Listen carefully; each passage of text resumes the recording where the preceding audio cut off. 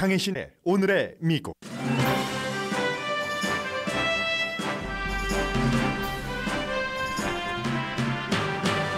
윤석열 대통령은 서울을 방문한 낸시 펠로시 하원 의장과 미팅을 피함으로써 중국에 신호를 보냈고, 펠로시 의장과 전화 통화를 함으로써 기본 예우를 한 것으로 보입니다.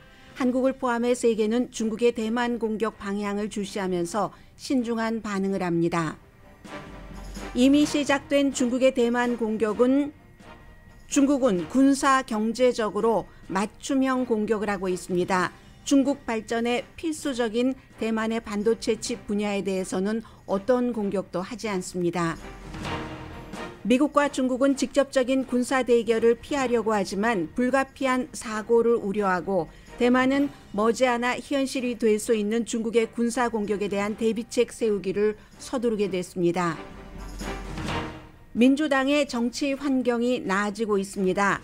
여론 전문가 네이트 실버 씨는 민주당이 연방 상원에서 다수당이 될 확률이 55%로 높아졌다고 분석합니다.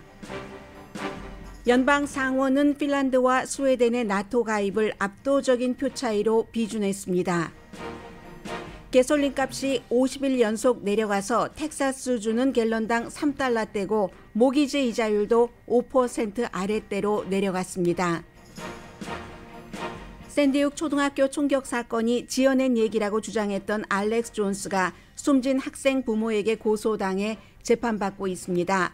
그런데 존스 변호인이 존스에게 불리한 지난 2년 동안의 모든 텍스트를 고소인 변호인에게 실수로 보내고 말았습니다. 큰 논란입니다. 필 미켈슨을 포함해 사우디아라비아 국가 비용으로 만든 리브 골프에 참가해 PGA 출전 자격을 정지당한 프로골퍼 11명이 PGA가 반독점법을 위반했다고 고소했습니다. PGA 측은 리브에서 돈 벌고 PGA로 이름 날리려는 비양심적 골퍼들의 부당한 소송이라고 반격합니다. 여러분 안녕하십니까? 오늘의 미국 강혜신입니다. 아마 어제 오늘 한국에서 가장 또 한국에 관심이 있으신 분들이라면 제일 지켜봤었던 부분이 윤석열 대통령이 휴가라고는 하지만 그 전날 대학로에서 연극도 관람하고 또 그 관계자들과 식사도 하고 대화도 하고 했는데, 휴가라고 낸시 펠로시 하원 의장을 시골에 내려간 것도 아니고 안 만난다는 것은 무슨 뜻인가? 그리고 안 만날까? 정말로 안 만났네? 이런 많은 생각들을 하실 겁니다. 그 부분은 맨 마지막에 한국 언론이 아니라 해외 언론의 보도를 통해서 전해드리고요. 우선 기본적으로는 지금 중국의 낸시 펠로시 미국 하원 의장의 대만 방문 이후에 대만 공격이 시작됐기 때문에 말하자면 방문은 다 끝났습니다. 이제 이럴 때는 애프터샥이죠. 지진, 그 여진이 일어나고 있습니다. 여진이 경제적인 분야에서 또 그 군사적인 분야에서도 일어나고 있는데, 어떤 부분마다 굉장히 극박해 보일 수도 있고 하지만 이 군사적인 대치라는 것은 만일의 사태가 아니면은 대강은 짐작할 수 있습니다. 항상 그 만일의 사태를 염려하는 거고, 이 만일의 사태라는 것은 바이든 대통령이 부통령이었을 때도 그렇고 상원 의원이었을 때도 그렇고 워낙에 이 국제 문제에 정통한 사람이기 때문에 가장 걱정했었던 부분이기도 합니다. 예상하지 못했던, 그리고 어느 국가끼리도 원하지 않았던 뭔가 그 잘못 판단한다던가 상대에 대해서 그런 것으로 군사적인 큰 일이 일어나는, 뭐 세계 대전들은 다 그렇게 일어나고는 하니까요. 그걸 걱정하는 건데, 그런 걱정이 일어날까 아닐까, 그 부분에서만 지금 그 중국의 대만 해역 인근에서의 군사 활동 이렇게 보시면 되고요. 만일의 사태가 일어나지 않을 것이라고 생각을 하면은 이건 다 그냥 거쳐가는 과정이고, 크게 뭐 미국과 중국이 싸운다 이런 일은 없어 보입니다. 그렇지만 모든 가능성, 우발적인 사고로 인한 가능성까지 열려있기 때문에 한국도 모든 나라가, 심지어 일본도 상당히 지금 조심을 하고 있습니다. 그 부분은 뒤에 말씀드리고요. 일단 기본적으로 그 차이잉원 대만 총통도 사실은 낸시 펠로시 하원 의장을 따뜻하게 맞았습니다. 그렇지만 지나치지 않게 조심한 겁니다. 이것도. 중국과 대만은 한국만 최고의 무역 거래 국가가 중국이 아닙니다. 대만도 마찬가지입니다. 중국도 대만이 없으면 발전을 할 수가 없습니다. 경제적으로. 왜냐하면 반도체 칩을 중국에서도 만들지만 중국은 뭔가 올드 패션드 된 그런 곳에 쓰여지는 반도체 칩이고 대만이 지금 세계의 반도체 칩의 50% 이상을 생산하는 국가입니다. 그 작은 섬나라에서 인구가 2,400만 명밖에 안 되는데 세계 아주 세련된 반도체 칩의 50% 이상을 생산을 해서 그게 여러분과 제가 쓰고 있는 뭐 휴대폰이라든가 이런 모든 곳에 세련된 반도체 칩은 미국과 대만 뭐 이런 국가에서 만들고 있는 거죠. 그러니까 아무리 중국 공장에서 애플로부터 뭐 하청을 받아서 뭔가를 만들고 싶어도 대만에서 칩을 대주지 않으면 못 만듭니다. 중국과 대만은 이런 형태로 지금 경제적으로 얽혀 있습니다. 그렇기 때문에 당장 중국이 무슨 언 고등어에서부터 얼지 않은 오렌지에서부터 여러 가지를 우리 대만에서 수입 안 해 하고 했지만 그것도 일단 서스펜드라는 단어로 미국 단어로는 표현이 되더군요. 구체적으로 언제부터 언제까지 이런 게 명시돼 있지는 않았습니다. 그렇게 하지만 칩에 대해선 전혀 손을 대지 않습니다. 국방부도 사이버 공격을 받았습니다. 대만 국방부. 그런데요. 이 총통 사무실도 공격을 받았어도 칩에 관해서는 전혀 손을 대지 않았습니다. 대만을 위해서 노노노노. 중국을 위해서 이렇게 대만과 중국도 굉장히 얽혀 있는 것이고 미국과 중국의 지도자는 기본적으로는 미국도 지금 할 일이 많고 신경 쓸 게 많으니까 국내외적으로 뭐 만일의 사태에 정말로 중국이 대만을 군사적으로 침공을 해버린다 하면은 미국이 군대를 보낼 것인가 말 것인가 여기에 대해서 정리된 것이 없어 보입니다. 법적으로도 마찬가지고요. 법적으로는 대만이 스스로 중국으로부터 방어할 수 있도록 군사적인 지원을 하는 것까지는 미국 법의 의무지만 직접 미국이 군대를 파견한다던가 이런 것에 대한 조항은 없습니다. 중국도 과거 몇 번 뭐 대만 해협에서의 여러 가지 일이 있었을 때보다 훨씬 미국의 눈치를 보지 않고 마음대로 할 수 있는 정도로 군사력이 커지기는 했지만 그렇지만 말씀드린 것처럼 대만의 칩도 아직까지는 필요하고 군사력에 있어서도 미국이 어떻게 결정할지 모르는데 그럼 미국과 중국이 지금 전면전을 해? 대만 해협에서 한번 붙어봐? 이런 결정까지 내린 것은 아니라는 거죠. 미국은 물론 최근에 중국이 그 결정 시기를 앞당기고 있다고 걱정하고는 있지만 지금 ready to go 상태는 아니라는 겁니다. 그 상태에서 지금 대만이 수십 년 동안 그런 것을 보고 대만은 자구책으로 우리가 세계 최강의 그 반도체 칩 국가가 되자 해서 그렇게 된 것이고 반도체 칩이요. 원유를 제치고 중국에서 가장 많이 수입하는 수입품입니다. 그런데 그걸 어디서 많이 하겠습니까? 대만에서 많이 하죠. 대만 사람들이 인구가 2,400만 명인데 15만 명 이상이 지금 중국에서 살고 있거든요.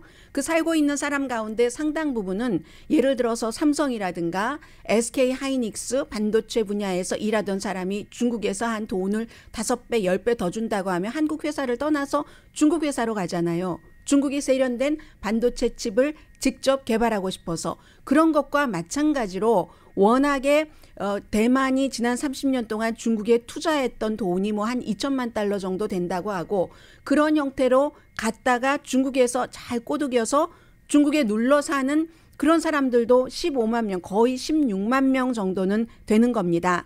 아직까지는 그 대만이 두 번째로 큰 무역 상대국이 미국인데 미국과의 무역 거래량에 비해서 중국이 2배 많습니다. 중국도 대만이 없으면 안 되는 부분이 있고 대만도 중국이 없으면 안 되는 부분이 있고 이 부분은 중국이 아무리 뭐 한국을 무슨 뭐 사드 배치해서 어떠한 그 경제 제재를 하지만 중국이 또 못하는 부분도 있었잖아요. 삼성 공장이나 하이닉스 반도체 공장 같은 데에 대해서 뭔가를 못하죠. 왜냐하면 중국의 경제에 도움이 되고 있으니까. 이렇게 저렇게 지금 굉장히 많이 얽혀 있어서 96년도에 그 빌 클린턴 그 대통령 당시에 이제 대만에서 처음으로 직접 그 총통을 뽑는 선거를 할 때 그때 이제 중국이 그 해상에서 미사일도 발사하고 했었을 때 뭐 미국도 좀 대응을 하고 하다가 미국이 더 강하니까 슬슬 눈치 보면서 꼬리 내렸는데 그 당시에는 첫 번째 그 직접적인 선거를 막기 위해서였는데 역풍이 불었죠. 오히려 4명이 나왔었는데 당시에 54%의 득표율로 리탱위 총통이 당선되고야 말았습니다. 그래서 지금 이 상태는 경제적으로 군사적으로 중국이 대만을 공격하고는 있지만 그 방향에 대해서 확실히 알 수 있는 사람은 아무도 없습니다. 날짜 정했잖아요. 미국 눈치 보느라고 낸시 펠로시 하원 의장이 중국을 떠난 시점부터 나흘 동안 여러 가지 미사일, 실전 사격 등등을 포함한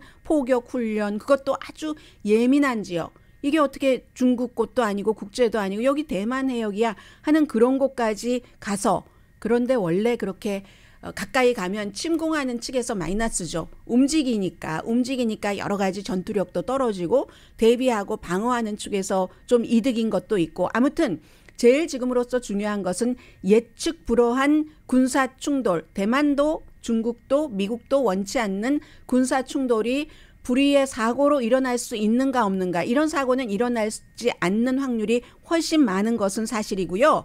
대만을 테스트하는 것일 수도 있죠. 기회로 중국이 삼고, 대만도 중국이 이렇게 대만을 군사적으로 어떠한 그 압박하는 것을 기회로 삼아서 이럴 때 우리가 이렇게 해야지 되겠구나 하고 뭔가 속도를 높이는 그런 것으로 할 수 있는 겁니다. 그런데 너무나 이 만약에 대만 해협에서 이런 거 타고 하면서 이 항로도 변경하고 배의 항로라든가 비행기의 항로라든가 하는 것을 변경을 하고, 그쪽이 굉장히 세계적인 무역로이기 때문에 역시 경제적으로 어떤 뭐 물건의 배송이라든가 이런 것들이 지연될 수 있는 그런 것은 있습니다. 그런데도 가만히 보세요. 어제 뭐 아시아 주식시장 이런 거 크게 내려가지 않았거든요.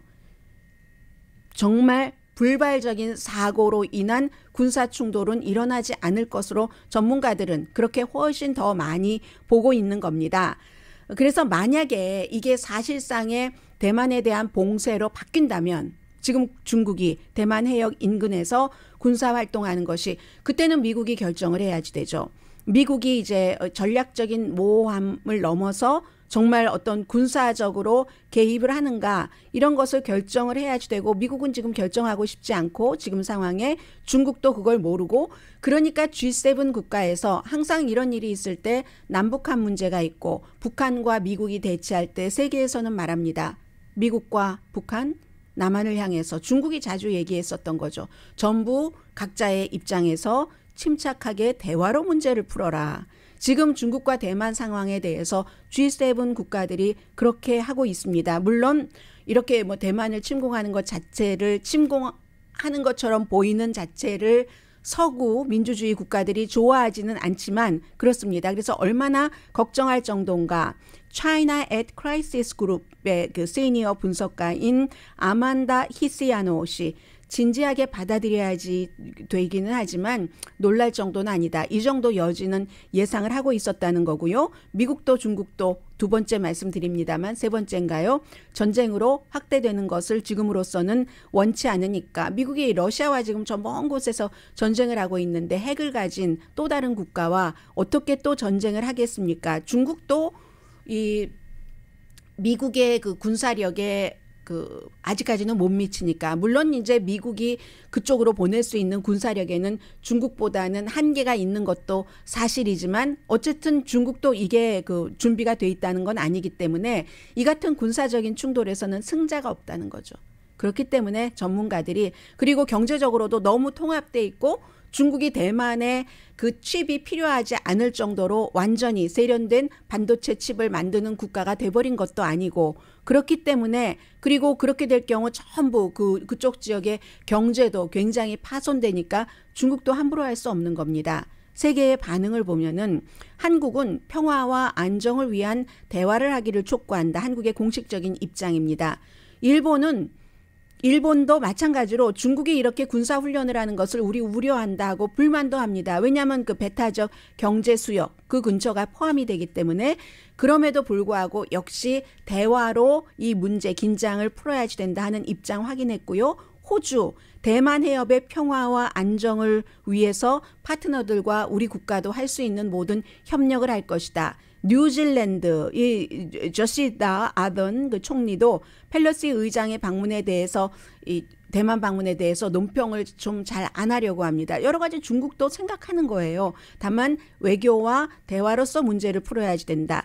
유럽 연합도 마찬가지입니다. 평화적인 해결을 장려한다. 러시아와 북한만 다릅니다. 러시아는 이 낸시 펠로시 하원 의장의 대만 방문을 중국을 전면적으로 고립시키려는 미국의 공격적인 정책이다. 이거 명백한 도발이다. 이렇게 얘기를 했습니다. 그리고 중국은 대만 문제와 관련해서 그 주권과 영토를 보존하기 위한 행위를 할 권리가 있다. 아무렇게나 해도 상관없다 하는 얘기와 비슷하게 북한, 중국 내정에 왜 미국이 무모한 간섭을 하느냐.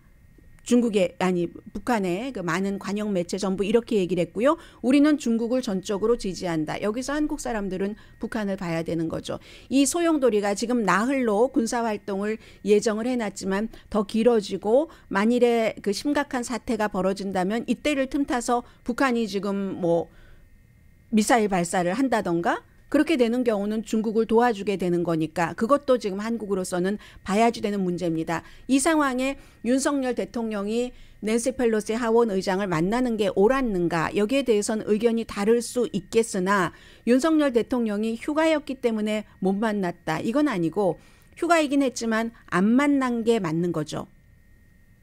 그렇게 될 때 여러 가지를 생각해 볼 수 있는데 안 만나면서 안보의 최대 동맹국인 미국의 하원 의장을 미국은 대통령이 할 수 있는 일이 있고 의회가 할 수 있는 일이 있고 이 사람은 의회에서도 넘버1이고 권력 서열 3이고 대통령 승계 서열 2위인데 이걸 안 만나는 거 어찌 보면 한국으로서는 뭐 기회를 놓치고 싶어서는 아니지만 놓친 것일 수도 있지만 지금 상황에서는 중국도 생각해야 되잖아요. 여러 가지 무역을 중국조차도 대만을 완전히 버리지 못하는데 그 칩 필요한 게 있기 때문에 한국도 대만과 마찬가지로 최대 무역국인 중국을 함부로 건드릴 수가 없고 하니까 그리고 이제 이 스케줄 자체도 굉장히 나중에 발표가 됐고요. 그러니까 여러 가지 익스큐즈 할 만한 것도 있고 하니까 안 만난 것 같다. 중국을 생각하고 있다는 겁니다. 결국은 문재인 대통령 당시에 너무 친중 그리고 미국의 배타적이다라는 비난을 받았고 윤석열 대통령 들어오고 나서는 또 역시 문재인 대통령을 지지하시는 분들이 아니 중국을 왜 그렇게 배척해 미국에 왜 이렇게 가까워 했는데 지금 행동하는 것을 보면은 그렇지 않습니다. 미국은 미국대로 좀 서운해할 수도 있는 정도의 예우를 했지만 중국에도 불필요한 긴장을 만들어내지 않은 게 어제 그 윤석열 대통령의 낸시 펠로시 하원 의장 안 만남 이거 안 만난 거죠. 전날 바로 뭐 대학로에 나가서 연극도 보고 뭐 그랬는데 늦게까지 저녁도 먹고 대화도 하고 했는데 그것도 중요하지만 미국의 하원 의장을 만나는 건 더 중요하다고 볼 수 있죠. 안 만난 거잖아요. 결국은 그런 문제 중국을 생각했다는 것. 한국에서는 봐라 뭐 일본인이 가는 나라마다 다 최고 지도자를 만났는데 이번에 또 패싱이 아닌 겁니다. 구태여 그 단어를 쓰자면 그 한국 측에서 미국 그 낸시 펠로시 하원 의장을 안 만난 것이고 대신 전화 통화를 40분이나 했다고 하네요. 그 전화 통화 내용에는 뭐 북한 이슈 같은 것들도 다 포함되어 있을 것이고 그렇기 때문에 사우스 차이나 모닝 뉴스가 이 같은 내용을 전하면서 눈치라는 단어를 제일 먼저 썼습니다. 과거에 문재인 대통령이 중국에 대해서 무엇을 했을 때 눈치 보기네 뭐 이런 얘기 많이 했었는데 지금 윤석열 그 대통령이 눈치 보기 한다는 것이 꼭 나쁜 것만은 아니잖아요. 성인 외교 사회에서는 서로를 배려한다는 뜻이기도 하고 우리 국가가 피해를 보지 않기 위한 것일 수도 있고 아무튼 사우스 차이나 모닝 뉴스는 모닝 포스트는 이 눈치 중국에 대한 눈치 그 같은 비난도 있기는 있지만 과연 이 케이스에서 그것이 비난만 받을 것인가. 그리고 하나 이제 조금 그 미국과의 동맹을 생각한다면 서운했던 것은 박진 그 외교부 장관도 못 만났잖아요. 이건 이제 피한 게 아니라 캄보디아로 외교부 장관 회의를 하러 바로 가는 날이 장날이라고 그랬기 때문에 이제 외교부 장관도 못 만나고 김진 그 국회의장 만나고 뭐 그랬던 그 정도입니다. 아무튼 대만과 남중국해 뭐 이쪽의 무역 이런 것과 관련해서 한국도 다 간접적인 피해를 보게 되고 중국에 대한 모든 것도 있고 너무 그 나라들이 다 이제는 경제적으로 군사적으로 통합된 그런 부분이 많아서 그렇다는 것이고 또 이제 제가 어제 저녁에 9시 40분쯤에 이제 이렇게 자려고 누웠다가 잠이 안 와서 이렇게 보고 있는데 실시간으로 이 김진표 실시간이었을 거예요. 김진표 의장과 낸시 펠로시 하원 의장이 이제 공동 기자회견을 하는 그런 내용이 보이는데 한 가지는 이게 누군가 김진표 의장과 친한 사람이 있으면 좀 전해줬으면 좋겠습니다. 한국에서는 그 처음부터 끝까지 펠로시 그 하원 의장이라고만 얘기하는데 적어도 의전이라는 게 있잖아요. 한 번 정도는 한 번, 몇 번 정도는 풀네임을 불러줘야지 되는데 스타트할 때부터 펠로시 의장 하면 뭐 예를 들어 한국의 김 대통령 하면 그게 김대중 대통령인지 김영삼 대통령인지 알 수가 없잖아요. 모두 알기는 알지만 의전상 이제 영어권에서 살다 보면은 어떤 때에 그런 일반인들은 다 알아듣는 거 상관없지만 그런 의전에서는 풀네임도 불러줬으면 좋겠다. 저는 이제 그런 생각을 조금 했었고요. 그리고는 이제 중요한 것은 한국이나 모든 나라가 다 마찬가지입니다. 지금 대만 총통도 상당히 그 신중하게 그 반응을 하고 있다. 따뜻하게 환영했지만 그리고 우리의 자주권을 그 지킨다 하는 얘기도 했지만 지나치게 하진 않았거든요. 지나치게 하지 않은 것. 그래서 지금부터 봐야지 될 것은 오히려 이제 20차 중국 공산당 대회 이후에 대만에 대한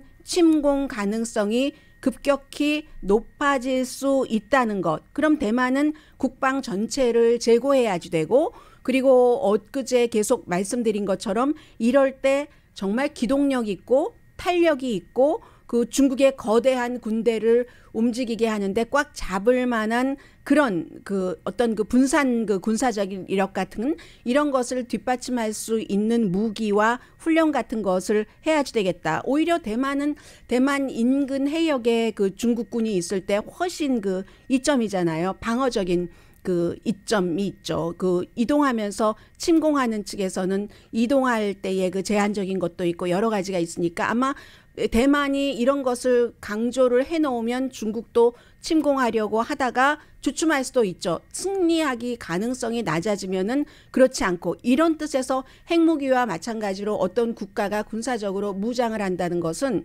남을 침공하기 위해서라기보다 침공당하지 않기 위해서도 굉장히 중요한 것이고 대만과 중국의 문제지만 대만과 중국 한국 지도를 보세요. 전부 다 거기서 거기 아니겠습니까? 그런 면에서 한국도 굉장히 중요하다 하고 보는 것이고 또 무엇보다도 이런 경우에는 대만 그 국민의 의지력이 중요한 거죠. 우리가 우크라이나에서 본 것처럼 며칠 만에 우크라이나가 손들 것이다 했는데 지금 뭐 2월 24일이었는데 오늘 8월 4일입니다.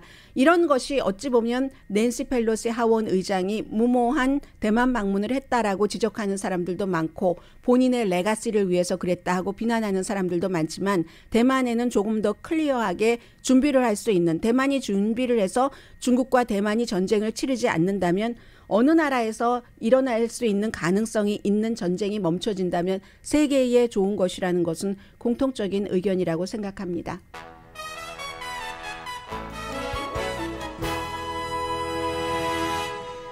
남의 나라 얘기인 듯 보이지만 남의 나라 얘기가 아니었고 한국 대 중국, 미국 대 중국 전부 봐서요. 그런데 지금은 전부 미국 뉴스 잠시 뒤에 전해드립니다. 라디오 서울방송 오늘의 미국 듣고 계십니다. 뭐 다 전문가가 있죠. 분야마다. 네이트 실버 씨 하면은 538 여론조사 전문가입니다. 그런데 6월 달부터 이렇게 쭉 봤더니 그 민주당의 연방 상원 다수당이 될 가능성이 점점 높아지고 있다는 얘기거든요. 물론 여러 가지 이유가 있겠죠. 그래서 현재 55%, 6월 30일에 47%로 받고 같은 그런 그 사람이 6월 1일에 40%로 받습니다. 이 네이트 실버시는 쿡 리포트라는 조금 초당적이라고 할 수 있는 그 분석하는 그것도 참고를 했고 다른 여론조사도 많이 참고를 했는데 의회에서 어느 당을 지지할까 묻는 그런 질문에 대해서 민주당 지지하겠습니다 하는 게 조금 좋아졌다는 얘기거든요. 늦은 봄, 초여름 대부분에 걸쳐서 공화당보다 이 네이 실버시의 분석에 따르면 2%에서 3% 정도 뒤처졌는데 이제는 뭐 거의 비슷하다 해서 민주당이 상원에서 다수당이 될 가능성을 55%로 봤습니다. 쿡 정치 리포트는요 훨씬 더 많이 보고 있거든요. 67%, 6월 30일에 56%, 6월 1일에 52%에서 지금은 67%로 증가했다는 겁니다. 그리고 먼머스 대학교의 여론조사 결과 응답자의 여기도 마찬가지예요. 이 쿡이나 네이트 실버시의 그 538과 마찬가지로 6월 달부터 민주당이 의회에서 이렇게 좀 의회를 더 공화당보다 많이 가졌으면 좋겠다 하는 사람들의 답이 높아졌다는 얘기거든요. 이유는 뭐겠습니까? 어제 제가 캔사스라고 말씀드리다가 켄터키라고 말씀드리다가 캔사스, 켄터키를 막 섞어서 잘못 말씀을 드렸었는데 캔사스가 맞습니다. 선거에서 주민들이 그렇게 보수적인 켄터키 옛집이 아니라 그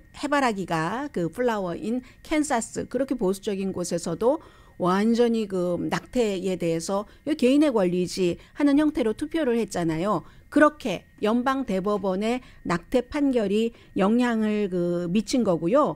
그리고 낙태가 유권자에게 경제만큼 중요하지 않을 수 있다 하는 말씀을 계속 드려왔습니다. 그때까지 추세가 그렇게 보였었기 때문에. 그런데 그런 것들이 많이 바뀐 겁니다.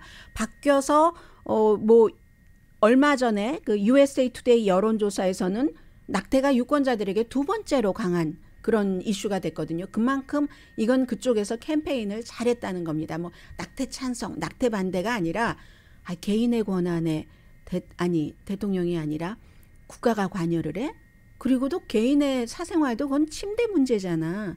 침대 벽에 속 송사를 국가가 이래라 저래라 한단 말이야. 이렇게 캠페인한 게 주요한 것 같습니다. 아마. 그래서 그렇고 1월 6일 청문회에 대해서는 여론이 얼마나 바뀌었는지 아직 확실하게는 알 수가 없고요. 다만 분명히 그 트럼프 전 대통령이 비윤리적인 행동이나 불법적인 행동을 한 것 같다 하는 것을 유권자 79%가 생각을 한답니다. 이게 이제 투표로 어떻게 연결될지는 잘 모르는 것이고 코비드 19은 처음에는 좋았지만 바이든 대통령에게 별로 좋지 않은 이슈이기도 한데 지금에 와서는 그런데 지금은 너무 많은 사람이 감염되는데 사망률은 무척 낮잖아요.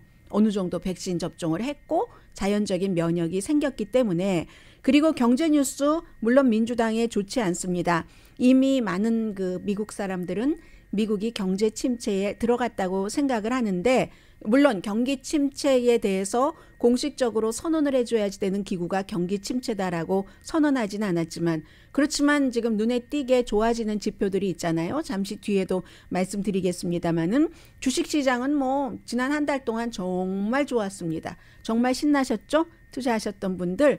그런데 아직도 if, big if, 만약이라는 것들이 있죠. 인플레이션이 어떻게 될 것인가. 또 코비드 새로운 변종이 더 지금까지보다 까다롭게 치명적일 수도 있고 그리고 이제 입법 과정에서 민주당이 애리조나주의 그 크리스틴 시네마 의원이 정말로 기후변화안, 오바마 케어 확대하는 데 지원금, 처방약값 노리는 게 아니라 처방약값 내리는 것들이 포함된 인플레이션 줄이기 안에 투표를 할 것인가 이 문제가 지금 좀 남아 있고요.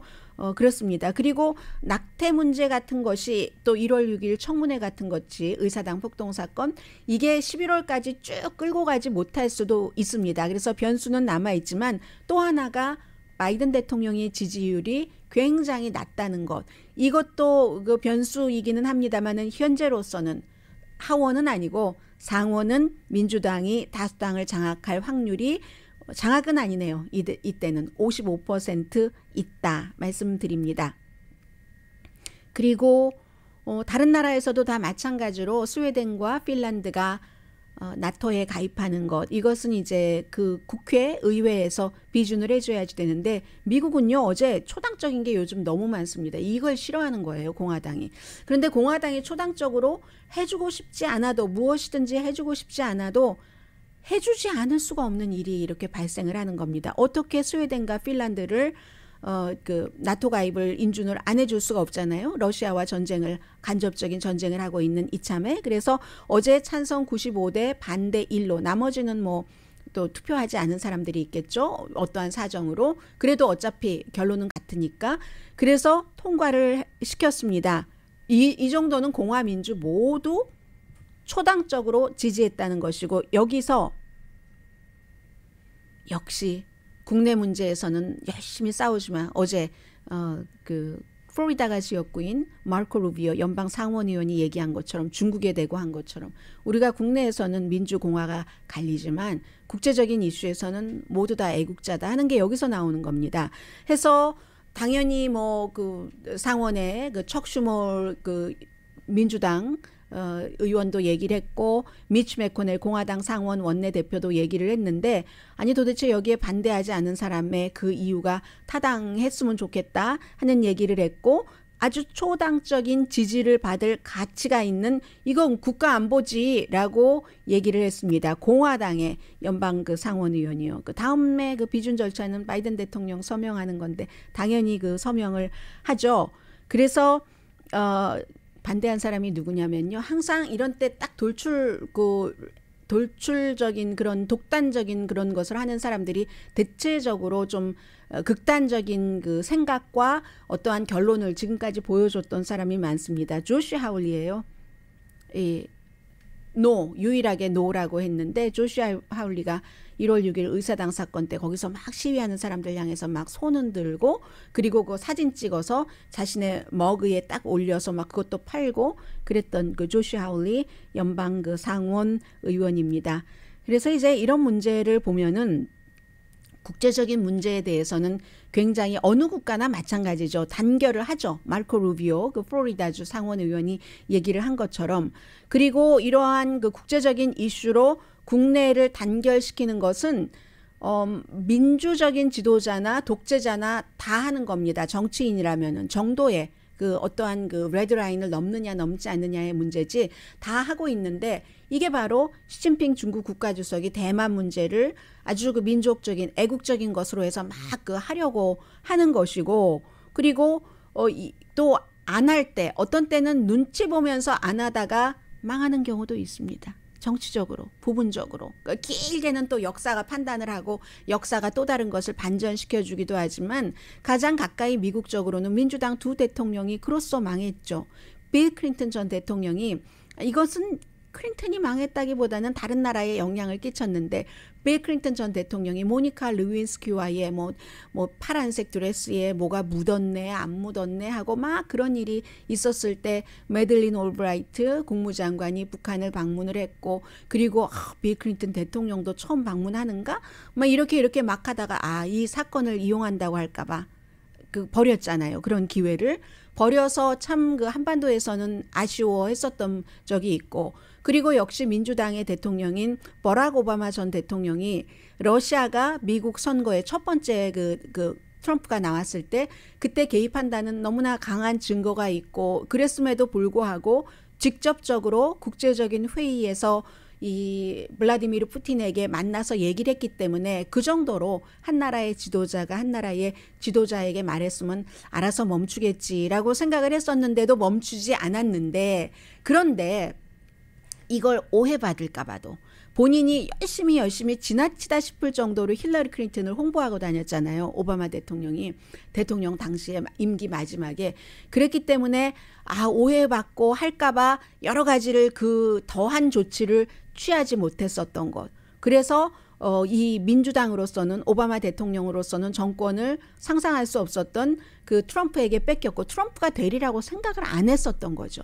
힐러리 클린턴이 될 것이라고 생각을 했기 때문에 뺏겼던 것이고, 민주당은 그 뒤에 이제 선취권 같은 것을 잃어버려서 4년 동안 이렇게 왔고, 지금도 이번에 예비선거에서 당선된 사람 가운데 상당 부분의 사람들이 부정선거다, 트럼프가 대통령이다라고 하면서 실제로 의사당 그 사건에 그때에 막 갔었던 현장에 가서 했었던 시위했던 사람들이 있잖아요. 그리고 그 사람이 이 애리조나주에서는 총무처 장관 공화당 후보이기 때문에 그렇게 되는 경우는 굉장히 계속 꼬이는 거죠.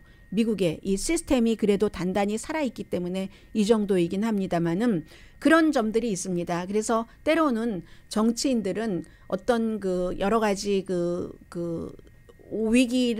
위기에 대해서 뭔가를 이용하는 거네, 웩더덕이네, 뭐 이런 형태로 오해를 받는다 할지라도 뭔가 추진해서 나가야지 될 것도 있는 것이고 지나치면 비겁하고 찌질한 거고요. 자, 잠시 뒤에 이자율, 뭐 가솔린값 등등 전해드립니다.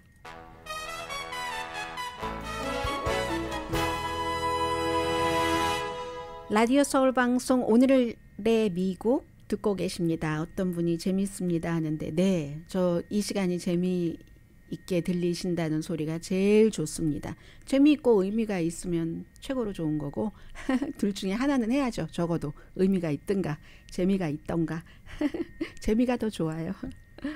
30년 고정 모기지 이자율이 집 사려고 하셨던 분들 이 융자부터 받아두십시오. 현재 5%에서 조금 내려가서 4.99%인데 또 올라갈 가능성이 높습니다. 이건 이제 어떻게 파악을 하고 이렇게 조금 내려간 것이냐 하면은 연준이 그렇게 급박하게 이자율을 안 올릴 수도 있을 것 같아. 뭐 이런 생각들을 하는 사람들이 있으니까 그게 채권에 반영이 되고 또 그 채권이 이 30년 고정 모기지 이자율에 뭐 10년 만기 이런 것들이 반영이 돼서 그런 거거든요. 6월 23일에 5.81%였는데 현재 4.99%. 지금 한 주일 사이에 가장 크게 30년 고정 모기지 이자율이 내려갔습니다. 2020년 3월 이후에 가장 큰 폭이고요. 오래가지 않을 수 있으니까 다시 올라갈 수 있으니까 융자부터 받아놓으시기를 말씀을 드리고요.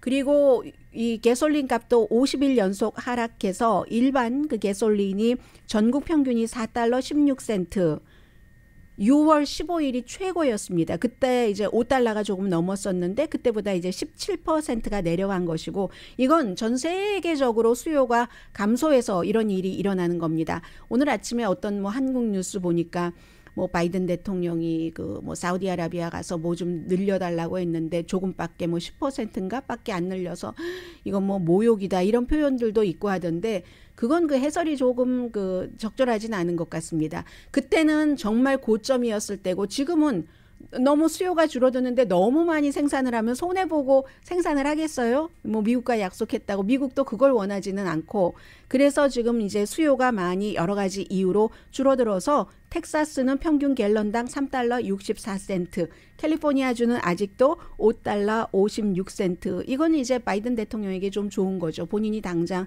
트윗을 하더군요. 지금 미국의 전국의 주유소의 반 이상이 현재 갤런당 4달러 미만이다. 그렇지만요. 그래도 만족하지 못합니다. 이 운전자들은 만족하지 못하고 그리고 그 바이든 대통령이 집권했을 때보다 가솔린 값이 여전히 뭐 거의 2달러까지는 아닌 것 같은데요. 2달러 정도. 그럴 수도 있겠네요. 캘리포니아주도 올라갔다고 지적을 합니다. 이제 세계적인 뭐 여러 가지 상황은 얘기하지 않는 거고요. 그리고 짧게 아주 사실은 제가 이걸 길게 준비를 했는데 짧게 전해드리겠습니다. 월스트리트저널이 워낙에 길게 보도를 해서요. 이 필 미켈슨을 포함을 해서 사우디아라비아 그 골프 리브 이벤트에 나간 11명이 미국의 PGA를 고소했습니다. 전부 PGA에서 큰 사람들이에요. PGA가 독점법, 이 리브 같은 것도 안 하고 자기네들끼리만 하려고 한다. 말하자면 그런 것이죠. 근데 이제 필 미켈슨 같은 경우는 3월 달부터 여기에 참가할 선수들을 막 리크루트하고 해서 이제 그리고 실제로 참가하고 뭐 이런 과정에서 정지를 당했고 6월 달에 다시 어필을 했는데 또 뭐 정지를 당했고 이런 상태에서 뭐 더스틴 존슨과 같은 많은 사람들은 PGA 회원 자격을 스스로 내려놨잖아요. 한국 선수도 내가 사우디아라비아에 가는데 여러 가지 무슨 홀의 숫자도 다르고 54개고 이런 등등으로 인해서 양심상 나는 사임한다 했는데 그쪽 이벤트 거의 끝났으니까 올해 이쪽에 오겠다는 거예요. 더군다나 다음 주부터 페덱스가 있잖아요. 페덱스가 뭐 최고 상금이 이런저런 계산법으로 1,800만 달러니까 꽤 높죠.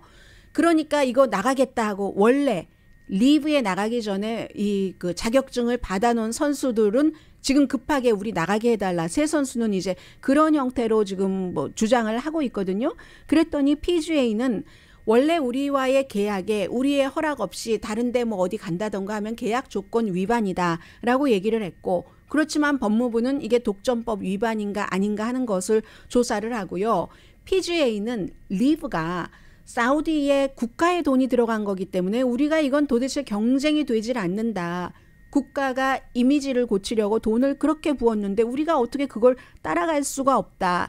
그러니까 리브는 자금이 많은 스타트업과 같은 거고 PGA는 역사가 많은 거죠. 역사가 많고 텔레비전 무슨 중계권 뭐 돈 거래 이런 것도 있으니까 선수들이 이름을 날릴 수 있는 것이고 이게 지금 충돌을 하는 거죠. 그래서 PGA는 그 리브가 약탈적인 방식이다. 그리고 선수들도 그렇지. 아니 돈은 거기서 벌고 이름은 여기서 날린다고? 그런데 유럽에서는요. 이런 선수들의 그 고소가 이겼거든요. 그래서 어떻게 될지 모르겠습니다.